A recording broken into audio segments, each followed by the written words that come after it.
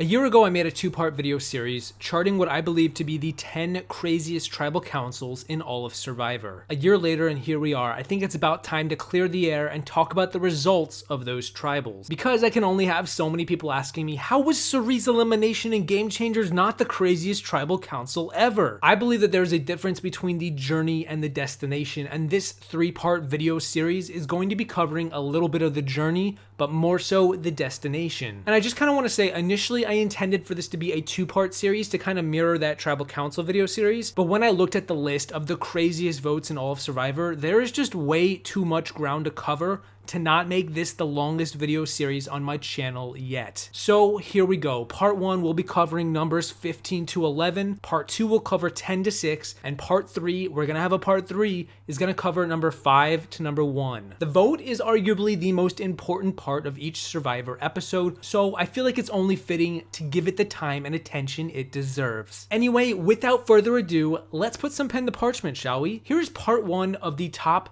15 craziest votes in Survivor history.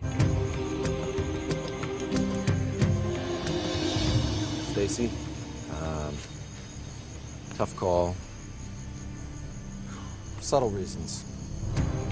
Not sure exactly what they are. Number 15. What happens when you're in the minority but you have an idol, you know the votes are coming your way, but then you don't play the idol, and then there's a tie, and then in the tiebreaker, the majority doesn't vote you out? Well, apparently you at least make the merge, because number 15 is when Kelly Bruno was voted out in Survivor Nicaragua, the 21st season, in 15th place in a split 3-3-2 vote going to a tiebreaker. Of course, we're gonna start this video with a split vote tiebreaker crazy vote out. This vote is so bizarre and it doesn't really seem to make a lot of sense based on the edit, so let's break it down. I am a Grandmaster in chess. And have you ever heard of Guillermo Villa before? Have you ever heard No, of that man. name? All I've heard of is Bobby Fischer. Okay, well, Guillermo Villa is an Argentine Grandmaster. When I was a kid, I beat him twice. Actually, I'm not a Grandmaster in chess. And the Argentine Grandmaster of all time, Guillermo Villa.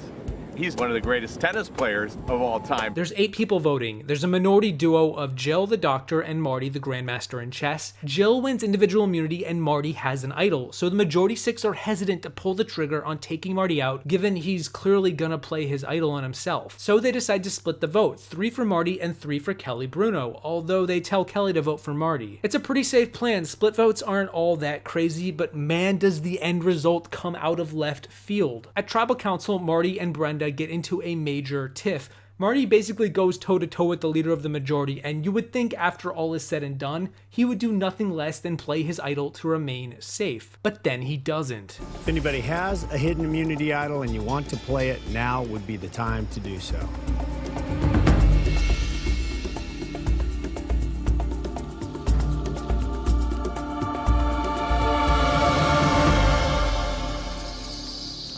So on the revote, you have Marty, this mastermind, sitting exposed with an unplayed idol in his pocket, and Kelly B, a woman in the majority who stuck with the majority and has just about no allies in the game. Her only option is to remain a complicit number to the majority. So what does the Power Alliance do? They vote out Kelly B, of course. I'm guessing this has something to do with Sash. I did not see this one coming, and I still don't fully get it, but hey, when you're a Grandmaster, a 4D chess move is just, it's on another plane of existence. You gotta have big cojones to pull the move that I pulled tonight, which is I did not play the immunity idol. I kept that immunity idol in my pocket, and I debated long and hard, and something told me hang on to it, and I was right. Number 14. I've talked about this one a bunch before. It's one of my favorite votes in all of Survivor, but let's talk about it one more time. It's the final 10 vote of Survivor Philippines, when Jeff Kent unceremoniously gets voted out by the likes of Jonathan Penner, unintentionally voting against the grain, thinking his vote wasn't going to play much of a factor in the overall outcome. There's some tragic irony in Jeff targeting Penner all season, saying he wants to at least place higher than that returning player, and then Penner wins immunity at exactly the right time, so Jeff makes peace with him if only for a vote, and then Penner casts a hinky vote for Abby Maria, which ultimately results in Jeff Kent being voted out 5-4-1. Thanks, Obama. It's the vote heard around the world. Why did Penner vote for Abby? Well, apparently Penner thought that the vote was going to be 6-4. 6 votes for Pete, 4 for Jeff Kent, and he was hoping to save a little face by just not voting Pete out so down the line he could look a little more favorable in front of the jury. By casting his vote for Abby, the vote should have been 5-4-1 with Pete getting voted out. However, Mr. Scoops was not with Penner, like Penner thought, and instead the Tandang tribe stuck together to make it 5 votes for Jeff. Now, had Penner voted correctly, it would have probably been 5-5, and I'm really not sure what happens in that revote, but I would have loved to find out. I didn't vote for you, Abby. I didn't vote for you. So who voted for me? I did. I had no idea. You voted for me? Yeah. I was PO'd. There's some plan B going. Nobody tells me about some plan B. Not very nice. You voted for me. I voted for you. That was the most incredible tribal I've ever been a part of. It was crazy. I don't even know what the hell happened. Number 13. One of the most famous votes of all time. Number 13 is the top-notch blindside of Ozzy in Survivor Micronesia at the final 9, when he gets voted out by a 5-4 majority. Now, on paper, a 5-4 vote at the final 9 doesn't really seem all that spectacular. If anything, it kind of makes sense and it seems pretty par for the course. But in this case, that majority of 5 was not so simple. To start, it was kind of an 8-1 majority in favor of Ozzy staying at the top of the episode. Only Prince Jason Siska was at the bottom, and Ozzy held the immunity idol and Parvati won the immunity necklace. Therefore, Jason was totally exposed and should be the easy vote. But then in comes the Black Widow Brigade, one of the most well-known dominant alliances in all of Survivor. If I went to the final 5 with Ozzy, Ozzy would win this game. And I haven't been here, miserable, going through all this crap to not win this game. But seriously, good job, Parvati. We'd have to be idiots not to vote him out tonight. Sari and Parvati realize Ozzy is set up really well, and they're really not sure if they'll be able to convince the likes of Amanda or James down the line to turn on him. Not to mention, Ozzy could very well win every immunity challenge anyway. We have seen that before. So, taking their 2 votes, Parvati approaches her BFFs Natalie and Alexis and pitches to them an ouster of the Ozman. And of course, the female fans are very easily on board. All they have to do is rope in Jason, the man completely on the bottom with no hope left. That makes a 5 majority, and the way Jeff reads the votes at the tribal council, the way the hammer just gets dropped on Ozzy here, it's a vote train directly headed his way, and he has an idol in his pocket to boot, and he doesn't play his idol. I think Eliza's reaction says it all.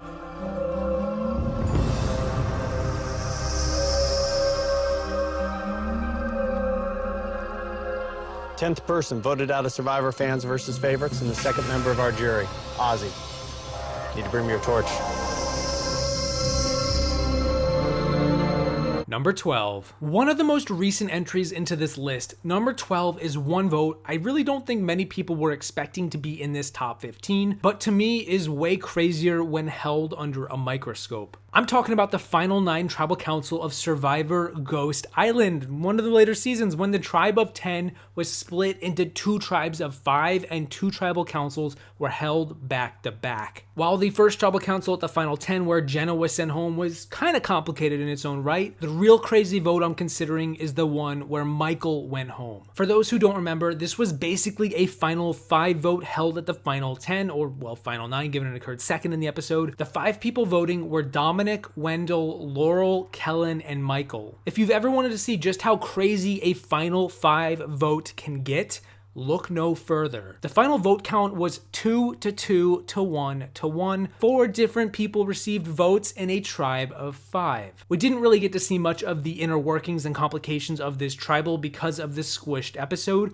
but it was a really impressive move by Wendell here to ensure Laurel stayed in the game. The craziness started because of idol paranoia. The foursome of Dami, Wenny, Kelly, and Yanni all thought Michael could have had an idol. He was known for having one, and they realized if he did play one at this tribal council, Who was going to go home instead? Kellen had a double vote and told Wendell she was going to use her second vote for Laurel. So that means it was going to be 4 votes for Michael, 1 vote for Laurel, and then whoever Michael votes for, in this case it was Wendell. Wendell realizes that if Michael plays an idol, Laurel is going to get voted out and he would rather have Kellen go. So he tells Laurel at the very last second to vote for Kellen, to just trust him, and that little bit of trust, it goes such a long way in this season. Meanwhile, Kellen decides she's not going to vote for Michael and she just straight up dunks on Laurel and puts both of her votes on her, because as she thought, if Michael had an idol and played it, she would much rather, of course, Laurel goes with her 2 votes than, say, Kellen somehow going. And then, I don't know, voila, I have no idea where we are at this point, but given it was only 5 people, the amount of craziness contained in this one vote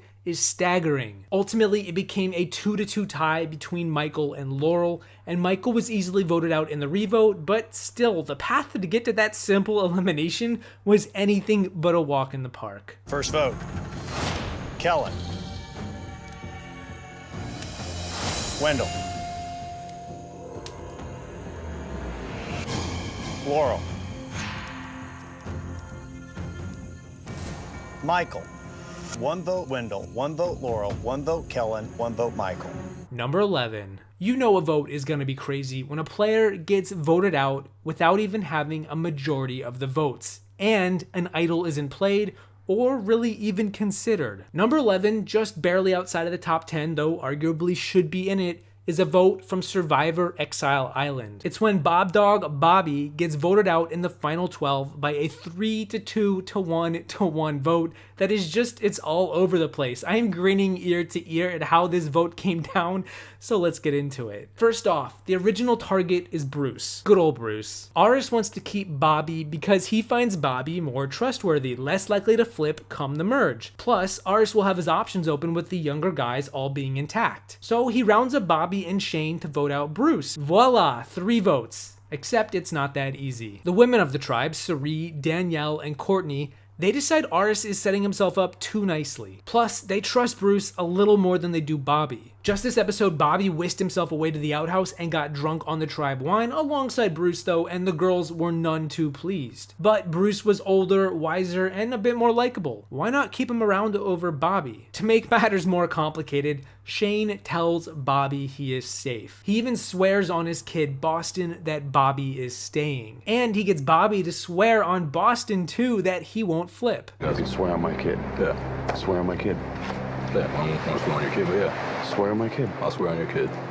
You won't flop. All right. And you're promising me what? You promise me I'm getting you to 6th. Yeah. Sounds good. On my kid? Mm-hmm. On your kid, on Boston. Awesome. All right. But then right after, the girls break the news to Shane, hey, we're voting Bobby out now, not Bruce. And Shane, of course, gets all up in a tizzy about it. So how does Bobby not get 4 votes? You know, the 3 girls and Shane. Well, the 3 girls do vote for Bobby, Aris and Bobby vote for Bruce, and then Shane, in his grand design, decides to vote for Aris out of thin air. The editors amusingly decide to give us clarification on Shane's reasoning, and Shane tells us he's only voting for Aris to, quote-unquote, make his vote go away. Oh, and what about Bruce? Well, he votes for Courtney. Why does he vote for Courtney? I'm guessing it's because she did yoga on his Zen garden earlier in the episode and he wasn't living for it. I mean, seriously, Courtney, of all the places on the beach, she just had to pick that one spot. I personally think that's reason enough to get voted out. And that is going to be my 5 for number 15 through number 11 in part 1 of this 3-part video series. So with part 2 around the corner, let me ask you guys now, what do you think should be in the top 10 craziest votes in all of Survivor? I am sure there are going to be a few like consensus locks, but maybe you'll be surprised. Regardless, my name is Peridiam saying thank you so much for watching. I hope you enjoyed this part 1 of a 3-part video series. Don't forget to cast your hinky vote and make it disappear on the way out, and I will see you in part 2 once I fly down to Panama and set up my own rock garden just for a bit of early morning yoga. I get frustrated with Courtney doing yoga on the Zen rock garden. To me, it was disgusting. We got the whole beach here, and she picks the spot I'm at. I'd rather be on Exile Island than be around Courtney.